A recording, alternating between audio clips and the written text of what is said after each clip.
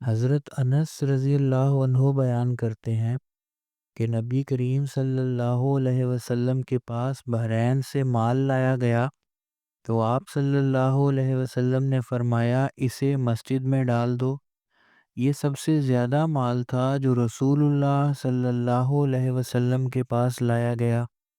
رسول اللہ نماز کے لیے نکلے اور آپ نے اس کی طرف توجہ نہ کی۔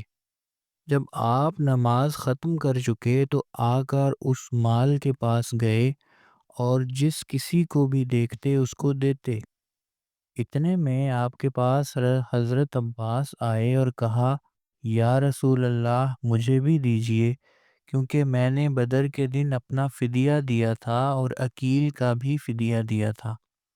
رسول اللہ صلی اللہ علیہ وسلم نے انہیں فرمایا لے لو، تو انہوں نے دونوں ہاتھوں سے بھر بھر کر اپنے کپڑے میں ڈالا، پھر لگے اس کو اٹھانے مگر اٹھا نہ سکے، تو انہوں نے کہا یا رسول اللہ ان میں سے کسی کو حکم دیجئے کہ اس کو مجھے اٹھوا دے۔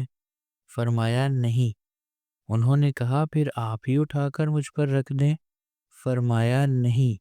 اس پر انہوں نے اس میں سے کچھ نکال دیا، پھر اسے اٹھانے لگے مگر پھر بھی اٹھا نہ سکے، تو انہوں نے کہا یا رسول اللہ ان میں سے کسی کو حکم دیجئے کہ اس کو مجھے اٹھوا دے۔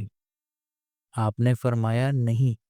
انہوں نے کہا پھر آپ بھی اٹھا کر مجھ پر رکھ دیں۔ فرمایا نہیں۔